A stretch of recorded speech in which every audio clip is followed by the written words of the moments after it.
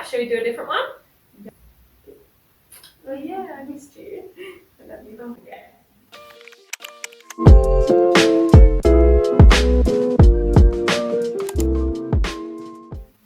How long is too long to expect your partner to hold off on intimacy? I guess it's a early stage of a relationship. I mean, it right? sounds like one of them wants to wait and the other one is starting to get irritated. That's sweet. Well, Okay, this is not what we thought. My 27F partner, 25M, and I just had our first baby 7 weeks ago. Oh God, my father's funeral was the day before she was born. Jesus. Because of how far along I was, we weren't able to attend the funeral. oh my God. The doctor would not give their blessing for travel, and my family lives hundreds of miles away.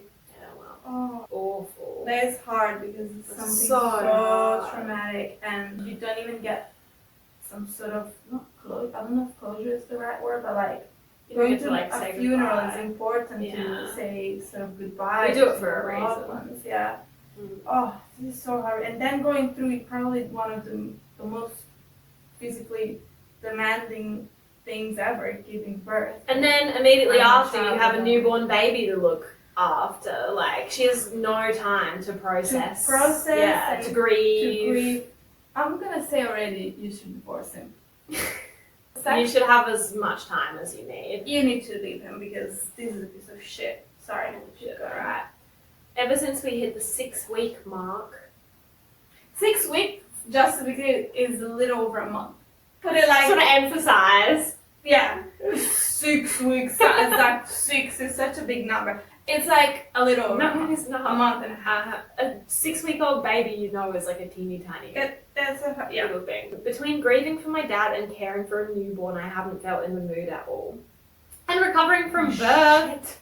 Not shit. We have had sex once since the baby was born and it was painful. I'm not interested in having sex at all right now. Oh my God, you need to leave this man. From the time we wake up to when we go to sleep, I feel like he's trying to pressure me for sex. He'll say stuff like I could at least give him a blowjob. But if I'm not in the mood, I don't think I should have to. I have so many things to say. Is this what all straight relationships are like? Because our our relationship is nothing like that. I feel like crying for this woman because this I think is a sexual It's like sexual harassment. Sexual harassment, that's the word I was going to thank you. It's sexual harassment. You are, first of all, why do you want to have sex with someone who doesn't want to have sex? Like, Yeah. That's the number one, that is the number one that thing. is number one. There is no bigger turn off than someone not wanting to have sex with you. That's how it should be anyway. Yeah. Like if someone is not completely like enthusiastic to have sex with you, Yeah. why do you want to? What the hell? Why do you want a blowjob by someone who, oh my God. And she was in pain. So in these 6 weeks, they had sex, or right after, I imagine, because he waited for like fucking, he was like there with the stopwatch waiting for the 6 week mark. It was probably painful. that's what a doctor said or something. The moment you would tell me like, oh, like there's something there, everything stops. Like, are you fucking kidding me? This is outrageous. I mean, Having sex with someone that's telling you that they're in pain, or you can see they're in discomfort, because you can see it. Like, if you're having sex with someone, you have a connection, you can see it, you can feel it. That is an assault. It's physical and emotional pain as well. Unbelievable. Sorry. Like there's so much going on with her, and I can imagine that it would be such a difficult time to leave your husband as well. Like, where's she gonna go? How long is it reasonable to expect your partner to go without intimacy? Should I seek out a doctor because I've had no sex drive? I just saw it as something normal between just having a child and grieving such a huge loss. It is. I think you might be on the ball there. Oh no. On the ball? Like, you hit the nail on the head. You hit the bullseye. Oh, maybe that's what I mean. The bull. Maybe it's not bull. It's bull. I don't hear any difference between these two words that you said, so I don't know what is going on there. Let's move on. Yes. I'm starting to feel bad because I can clearly tell it bothers him that I don't want to have sex. Piece of shit. A lot of the time he'll try to initiate and then go silent or leave the room when I say no. I've tried explaining I'm just not in the mood. Which is an abusive behavior. Yeah, it's so manipulative. I feel like a terrible partner, but I also don't feel like I should have to be intimate when I don't want to be. No. You've said everything that I have so much more to say, but agree it's with. very negative. Yeah, I mean, this guy's a fucking piece of shit. Yeah. Yeah. Just leave him. Because Yeah. this guy is a fucking piece of You're shit. at your, like, lowest, like, you're most vulnerable. That is when a partner should be the most supportive, the most understanding. You've lost your dad, you've given birth, and now we're dealing with a newborn, and sex is painful for you. What can I do to make your life Make it easier, better not make it harder Help for you? I'm sure that she's also the only one who's taking care of this newborn baby. For sure. There's no other way, like, for sure. He shouldn't have energy to have sex. Yeah. If he was, like, giving 50% at least, like, he should be giving more. But if he was giving 50%, he should be she's too going through fucking grief as well. He should be pulling way more weight and not, like, have even time to think about. The reasonable amount of time is however long it takes for you to feel comfortable having sex again. Try explaining to him how you feel and why you don't want to have sex. If he doesn't accept it, then you know exactly what type of person he really is.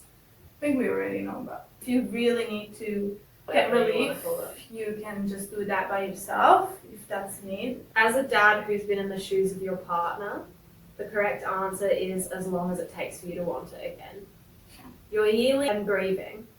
Sex or even a blowjob isn't something I ever want someone to put up with out of obligation. Disgusting. Like, I can't imagine still being in the mood knowing that someone is doing something that they, How? like, initially said no to, or, like, clearly is not They're interested. not interested. Like, literally what you said, enthusiasm should be what drives a sexual encounter. You should not have sex with someone who is not enthusiastic to have sex with you. Yeah, that is just a fucking rule of thumb. Oh, someone says, by the way, the 6-week checkup just means that you won't get a horrendous infection and the wounds have healed enough, not that you're ready to go.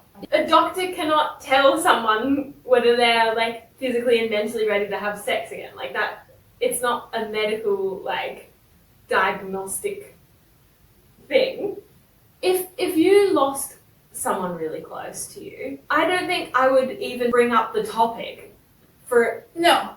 a year, 2 years, like, until you You brought would it up. just let. Because I know Yeah. grieving, childbirth, having a newborn, and all of these things fucking put together